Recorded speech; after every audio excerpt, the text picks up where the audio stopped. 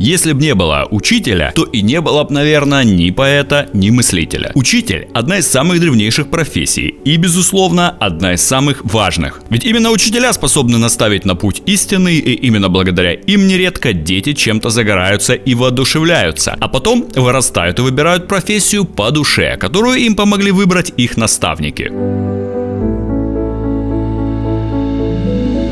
Сами учителя появились еще сильно задолго до того, как появилась профессия учителя как таковая. Как бы странно это ни звучало. Испокон веков люди передавали друг другу, а также младшему поколению свои знания и навыки. Это была жизненная необходимость. Ведь если человек будет начинать все сначала и учиться с нуля, то это будет сильно мешать прогрессу. Любопытным является тот факт, что первые педагоги появились в Древней Греции. При этом педагогами являлись не грамотные и специально обученные для этого люди, а рабы семьи, которые были негодны для чего-то другого. Работа таких людей заключалась в том, чтобы повсюду сопровождать детей своего хозяина, в том числе присматривать за ними дома. А само слово «педагог» с древнегреческого буквально означает «ведущий ребенка». Но, собственно, и сейчас понятия педагог и учитель друг от друга отличаются. И если педагогика больше направлена на воспитание, то учительство на научение.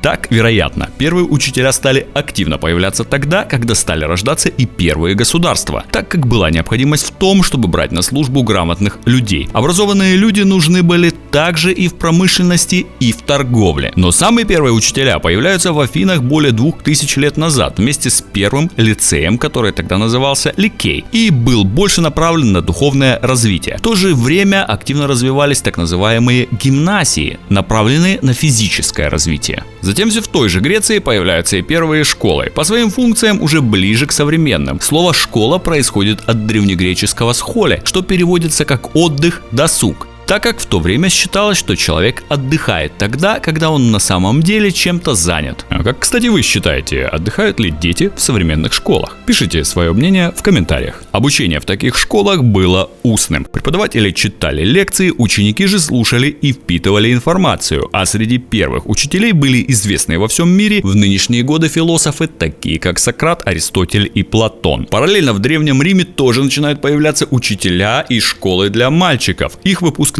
после 15 лет могли стать судебными ораторами или политиками. И в таких школах могли учиться только дети из богатых семей. Это, кстати, еще одна особенность нашего прошлого. В большинстве своем народ был безграмотен. В средние века развивается обучение, где в качестве учителей выступают грамотные монахи и священники. И школы нередко появляются именно при монастырях, выпускники которых чаще всего становились монахами-песцами. Брали на обучение тех, кто был в состоянии платить. Нищие же оставались безграмотными. Монахи работали также и частным образом, приходили к детям из богатых семей домой. Постепенно при монастырях стали появляться не только школы для мальчиков, но и для девочек. Уже в 1632 году появляется своеобразная Библия для педагогов, которую написал чешский педагог Ян Амос Коменский или Каменский. Книга называлась «Великая дидактика». Там он выдвинул основные цели обучения и воспитания, а также рассказал, чему и как учить, какие требования предъявлять. Яна прозвали впоследствии учителем учителей. В 1652 году он пишет следующее руководство: «Законы для учителей», своеобразный учительский кодекс, а также описание того, какой должна быть школа, вплоть до ее внешних качеств. Данные требования соблюдаются и по сей день. На Руси школьное обучение и, как следствие, спрос на учителей начинается при князе Владимире, когда тот приказал собирать у лучших людей детей и отдавать их в обучение книжное. Так появилась первая на Руси школа «Книжное учение». Первыми учителями на Руси были также греческие священники, позже русские. В этот период также происходит книжный расцвет и создается первая азбука Ивана Федорова. Начинают также появляться и развиваться первые высшие учебные заведения. Открывает свои двери и начинает работу в 1687 году Славяно-Греко-Латинская академия, которая готовила священников, переводчиков, редакторов и, наконец, преподавателей для печатного двора. Затем с правлением Петра I появляется школа математических и навигационных наук. С Петром I же и начинают обучаться первые русские студенты за рубежом. Кстати, если вам интересно узнать, кто же из выдающихся русских ученых первым поехал получать знания в зарубежные учебные заведения, переходите по ссылочке в описании к данному видео.